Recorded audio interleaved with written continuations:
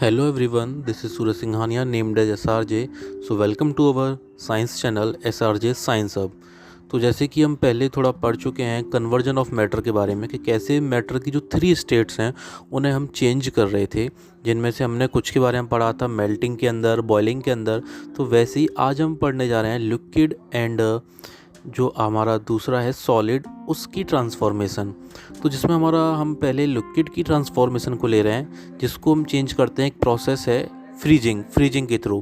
Freezing अपने आप में एक ऐसी प्रोसेस है जिसके अंदर जो लिक्विड है, जो लिक्विड स्टेट है मैटर की, लिक्विड की जो ट्रांसफॉर्मेशन होती है सॉलिड के अंदर, लिक्विड के जो पार्टिकल्स हैं वो जो आपके थोड़े थोड़े करके जो उनका सेपरेशन है जो काफ़ी ज़्यादा होता है और गैसेज में और भी ज़्यादा होता है। तो जो लिक्विड की जो पार्टिकल्स की जो गैपिंग है वो जैसे जैसे क्लोज आने लगती है तो वो रिजिड स्ट्रक्चर को अपना लेती है, और उस रिजिड स्ट्रक्चर की वजह से वो जो लिक्विड है वो आपकी कन्वर्ट होने लगती है सॉलिड स्टेट में। और इसी कन्वर्जन को कि जो लिक्विड स्टेट है हमारी मैटर की, वो जैसे जैसे कन्वर्ट होती है सॉलिड स्टेट में, उसी पूरी प्रोसेस को हम फ्रीजिंग बोलते हैं। अब जो फ्रीजिंग है उसके दौरान होता क्या है कि जो हमारे मॉलिक्यूल्स हैं वो स्लो डाउन होने लगते हैं, अपनी एनर्जी को लूज़ करने लगते हैं। तो जो लिक्विड का मॉलिक्यूलर स्ट्रक्चर है वो आपका काफ़ी क्लोज होते होते रिजिड हो जाता है, ठोस हो जाता है, जिस वजह से वो सॉलिड स्टेट में कन्वर्ट हो जाता है। और जो आपके सब्सटेंसेस हैं जो कि मैटर के लिक्विड स्टेट में, वॉल्यूम उनका टाइपिकली एक्सपांड होने लगता है। Water is an exception contracting slightly. Liquid turn into solid, जो लिक्विड है वो बदलना शुरू हो जाती है किसके फॉर्म में, सॉलिड के फॉर्म में, और उसके क्रिस्टल फॉर्म में क्रिएट होने लगता है। जो लिक्विड हमारा पहले था वो हमारा क्रिस्टलाइन फॉर्म में बनने लगता है, दाने के फॉर्म में बनने लगता है, जिसको हम सॉलिड स्टेट में देखते हैं। अब इसके कई भी एग्जाम्पल हैं बहुत सारे, जैसे कि हमारा वाटर को फ्रीज करने पर आइस बन जाता है, आइस बर्क्स बन जाते हैं, स्नो फ्लेक्स हो गए। अब आइस को जैसे हम पानी को जमाते हैं, ठंडा करते हैं, तो वो आपका ठोस होकर के बर्फ़ में कन्वर्ट हो जाता है। तो इसके कई एग्जाम्पल हैं, जैसे कि फ्रोस्ट हो गया जो आपका गाड़ियों के शीशे पर जम जाता है, तो वहाँ पर भी आपका फ्रोजन जो आपकी वाटर वेपर है वो आपकी कन्वर्ट होने लगती है थोड़ा सा सॉलिड फॉर्म में, थोड़ी सी एक थिन लेयर में जम जाती है। तो ये सारे के सारे फ्रीजिंग के एग्जाम्पल हैं। अब अगर वहीं बात करें हम इसके जस्ट अपोजिट, कि अगर जो हमारी गैसियस स्टेट ऑफ मैटर है वो अगर कन्वर्ट हो लिक्विड में, तो वो प्रोसेस कहलाती है कंडेंसेशन। कंडेंसेशन में क्या होता है, ये एक ऐसी प्रोसेस है कि जिसके अंदर जो हमारी गैसियस और वेपर हैं, वेपर मतलब भाप, और जो गैसियस स्टेट ऑफ मैटर है वो अगर चेंज हो लिक्विड स्टेट में, तो वो आपका कहलाता है आपका कंडेंसेशन। कंडेंसेशन में क्या होता है कि जो आपकी गैस और वेपर है वो चेंज होने लगती है लिक्विड स्टेट में।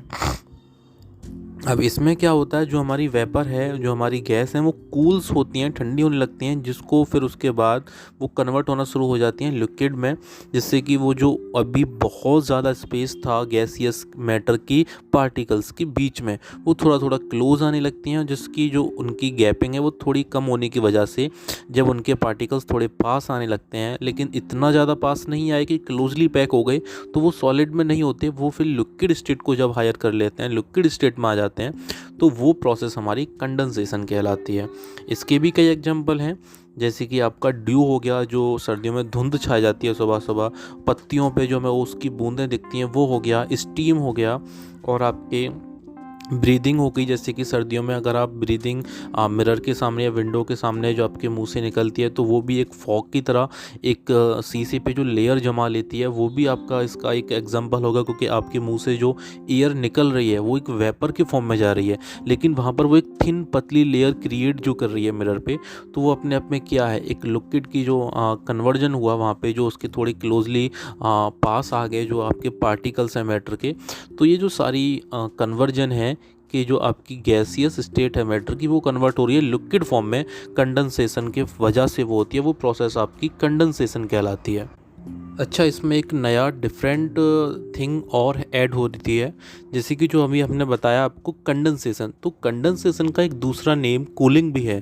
तो कंडेंसेशन कहो या आप उसको कूलिंग कहो, मतलब जो आपकी प्रोसेस थी जिसके अंदर हम कन्वर्ट कर रहे हैं गैसियस स्टेट को लिक्विड स्टेट ऑफ मैटर में, तो उसकी जो हमने प्रोसेस का नेम बताया कंडेंसेशन, उसी प्रोसेस को हम कंडेंसेशन को हम कूलिंग भी कह सकते हैं। तो ऐसा कोई एक्सेप्शन नहीं है कि सिर्फ उसका कंडेंसेशन ही नेम है, कई जगहों जगहों पर उसको कंडेंसेशन को एज ए कूलिंग भी रेफर किया जाता है। तो कंडेंसेशन का दूसरा नेम ये भी कह सकते हो कि condensation is also called as cooling also, या फिर कूलिंग को आप कंडेंसेशन भी कह सकते हो, एज वेल कंडेंसेशन को कूलिंग भी कह सकते हैं। तो दोनों ही सेम हैं, दोनों ही एक ही बात है, दोनों के बस डिफरेंट नेम है। कहीं पर अगर किसी टेक्स्ट में यूज़ किया गया कूलिंग तो भी सेम वही प्रोसेस है, या कंडेंसेशन बोला गया तो भी सेम वही प्रोसेस है। Thank you.